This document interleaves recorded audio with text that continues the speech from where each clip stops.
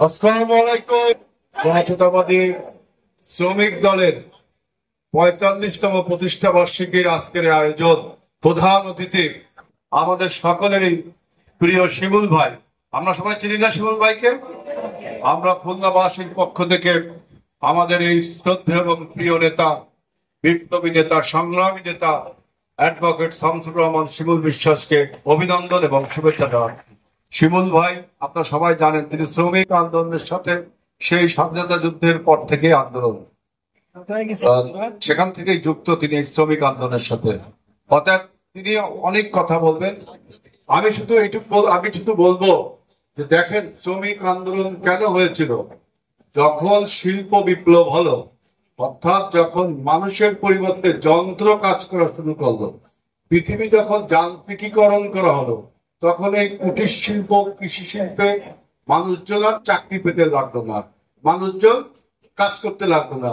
আগে আমরা জানি নাঙ্গল চালাইতাম, তার বদলে এখন ট্র্যাক্টর। অর্থাৎ মানুষের জব আউট হলো চাকরির থেকে, তাই না? তখন শ্রমিক আন্দোলন শুরু হলো। এইসব ইতিহাস সবকিছু আছে। কিন্তু আজকের প্রেক্ষাপটে, এই প্রেক্ষাপটে শ্রমিক আন্দোলন কেন যৌক্তিক, শ্রমিক আন্দোলন কেন তাৎপর্যপূর্ণ এবং গুরুত্বপূর্ণ? দেখেন, এখন বাংলাদেশের, আমি সেদিন বলেছিলাম যে ক্ষুধার আগুনে জ্বলছে বাংলাদেশ। আমাদের এই যে র্যালিতে, যে ক্ষুধার আগুনে জ্বলছে বাংলাদেশ, এবং এই ক্ষুধার আগুন আমাদের বাইরের আগুনের থেকেও তীব্রতম। আমরা জানি যে আন্দোলন সংগ্রাম হয় কিন্তু যখন বিভেদ থাকে, যখন বৈষম্য থাকে। আজকে বাংলাদেশে আয় উপার্জনের বৈষম্য যত, একজন শ্রমিক যে বেতন পায়, একজন মালিক তার থেকে বেশি মুনাফা পায়, তাই না? এই যে বৈষম্য, এই বৈষম্য থেকে কিন্তু আন্দোলন সংগ্রাম হয়। আজকে বাংলাদেশে এই বৈষম্য প্রকট। সুতরাং বাংলাদেশে শ্রমিক আন্দোলন হওয়ার একটা উৎকৃষ্ট জায়গা। আপনারা বলছেন ২০,০০০ টাকা আপনাদের মজুরি দিতে হবে, বাৎসরিক মাসিক মজুরি ২০,০০০ টাকা দিতে হবে। সরকার দিচ্ছে ১০,০০০ টাকা কি ১১,০০০ টাকা, এর বেশি তো না।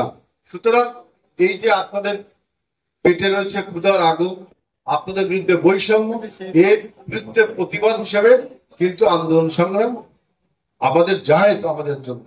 এই জন্য বলছি যে বাংলাদেশে এখন শ্রমিক আন্দোলনের একটা উর্বর ক্ষেত্র রয়েছে।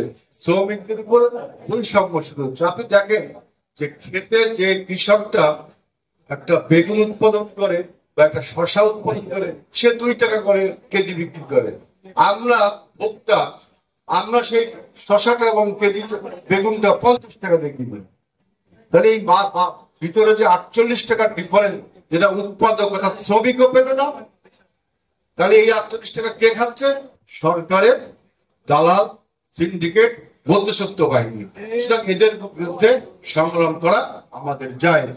এখন আমি আরেকটি কথা বলতে চাচ্ছি যে আমি দেখলাম বাংলাদেশের পত্রপত্রিকা, টেলিভিশন ইদানিং খুব করে কথা বলছে যে বিএনপির নেতৃত্ব নিয়ে অনেক কথা বলে, বিএনপির আন্দোলনের পরাজয় নিয়ে অনেক কথা বলে। আমরা বিএনপি দেশনায়ক তারেক রহমানের নেতৃত্বে সীসা ঢালে প্রাচীরের মতো ঐক্যবদ্ধ হয়ে গত ২ বছর, গত ১৭ বছর যে আন্দোলন সংগ্রাম প্রয়োগ করেছি, ৪৭ সালের দেশ বিভাগের পরে আজ পর্যন্ত এরকম আন্দোলন সংগ্রাম বাংলাদেশে কখনো হয়নি। গত ২৮ অক্টোবর দেশ নায়ক তারেক রহমানের আহ্বানে ১০ লক্ষ লোকের সমাবেশ হয়েছে ঢাকা শহরে, কিন্তু গভর্নমেন্ট মেশিনারিজ, গভর্নমেন্টের ল এনফোর্সিং এজেন্সি যে সাউন্ড মিনিটটা আপনার ক্র্যাকডাউন করেছে আমাদের সমাবেশের উপর, জনগণের সমাবেশের উপর।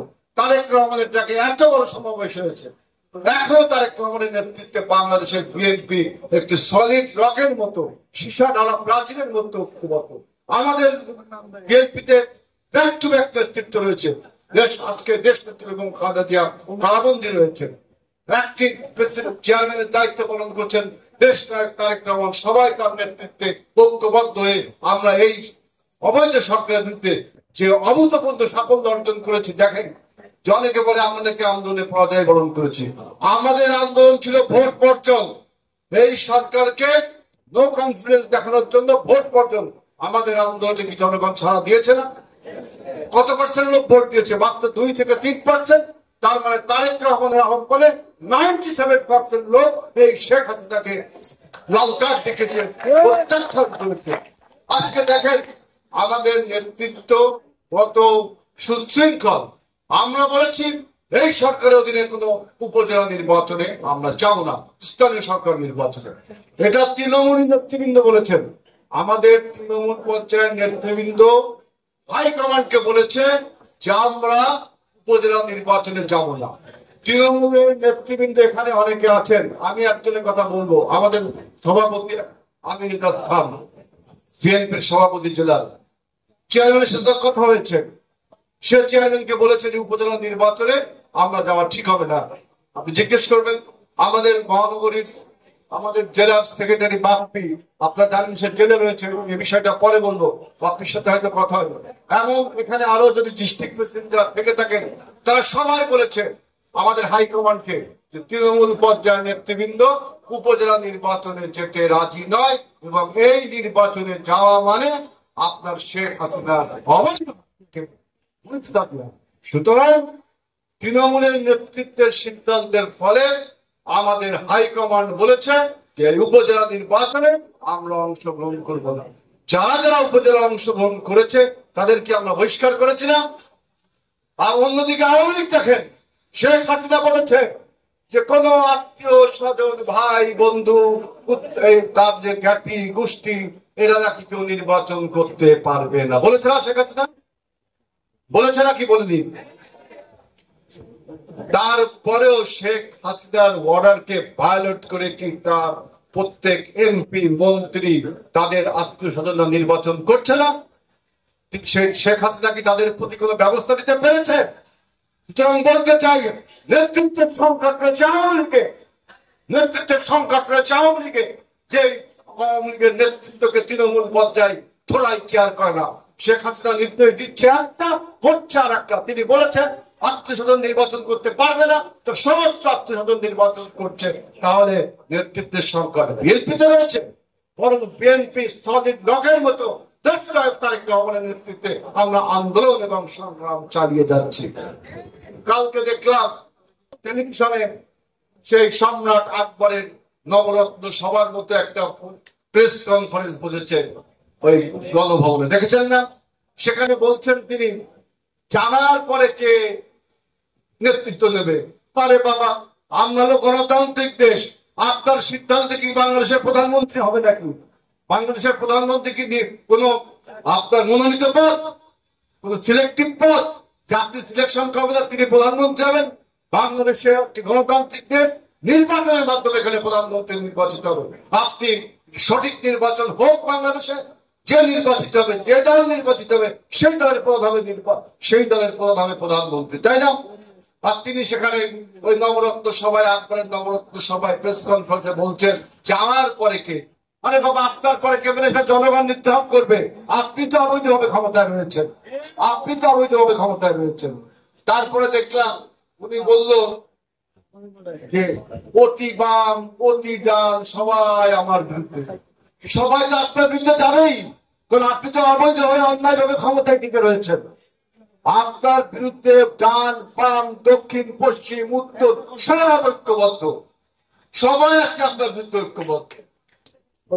তার ওই নবরত্ন সভার প্রেস কনফারেন্সে এই একটা কথাই আমার ভালো লেগেছে যে আমার বিরুদ্ধে সবাই অতি ডান অতি বাম, তাদের বিরুদ্ধে সবাই যাবেই।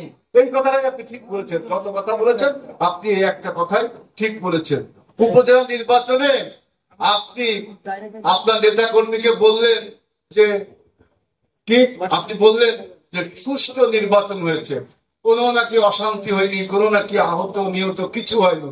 কিন্তু এখানে সাংবাদিক ভাইরা আপনারা সবাই দেখেছেন যে 15ই নভেম্বর যখন স্কেডিউল ঘোষণা হয় নির্বাচনের, অর্থাৎ সময়সূচি শেডিউল যেটাকে বলা, ওইটা ঘোষণা করা হয়, তারপর থেকে 15ই জানুয়ারি পর্যন্ত এই 2 মাসে অন্তত 17 জন নিহত হয়েছে নির্বাচনের কারণে। হয়েছে না?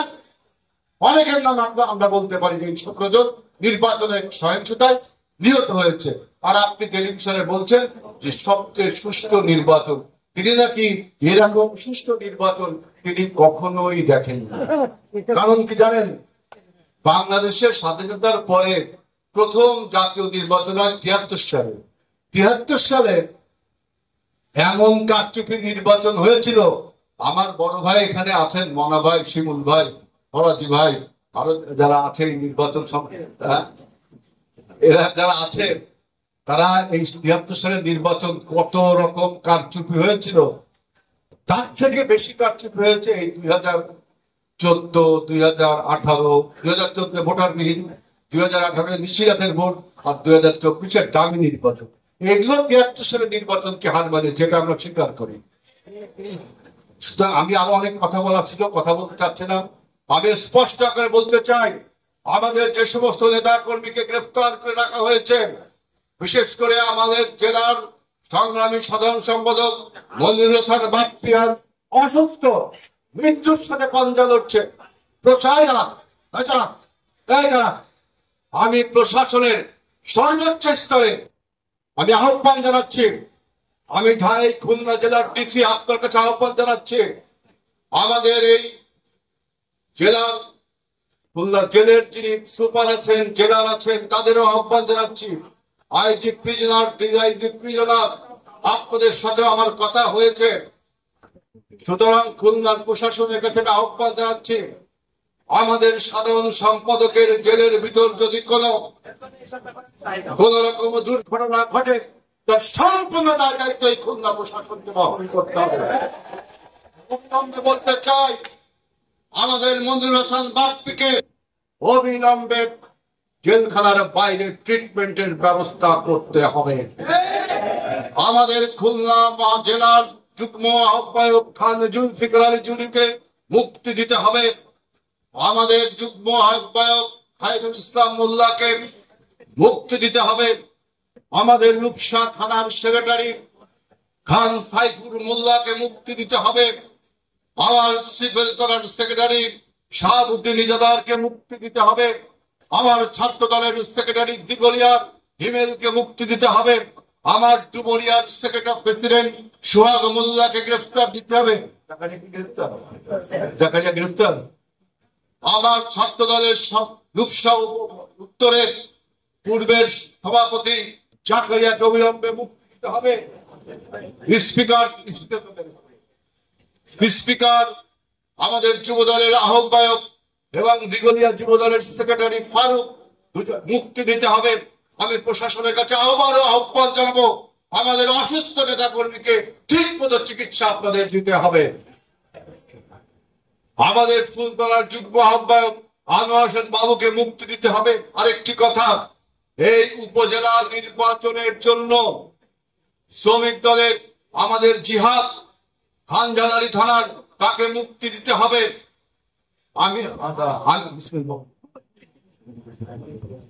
ডুমুরিয়া শ্রমিক দলের কাদেরকে মুক্তি দিতে হবে। আমি আরেকটি কথা বলতে চাই, এখানে জেলার সভাপতি আছেন, সেক্রেটারি ভিতরে যুগ্ম আহ্বায়ক আবু হোসেন বাবু আছেন। আমরা যে কেন্দ্রের থেকে লিফলেট দিয়েছি উপজেলা নির্বাচন বয়কটের জন্য, সেই লিফলেট এদের কাছে আছে, পার্টি অফিসে আছে।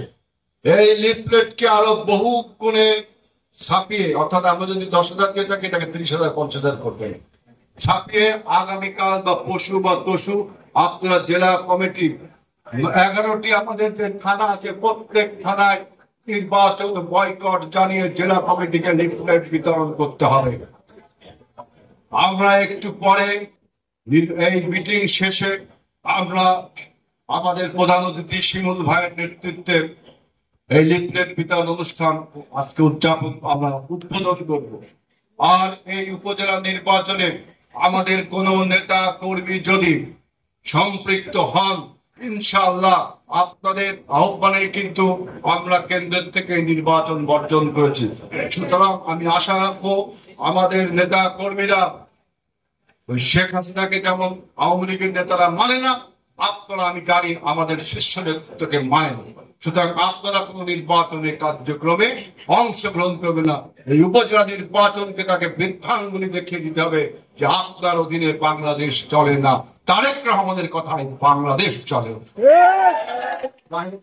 আমি আমার বক্তব্য দীর্ঘায়িত করবো না। আরো অনেক কথা ছিল, কোন এক সময় সবাইকে ধন্যবাদ জানিয়ে আমাদের প্রধান অতিথি শিমুল ভাই বক্তব্য দেবেন। আমি শিমুল ভাই ক্ষমা চাচ্ছি, অনেক কথা বলে ফেলছি। সবাইকে ধন্যবাদ। আসসালাম।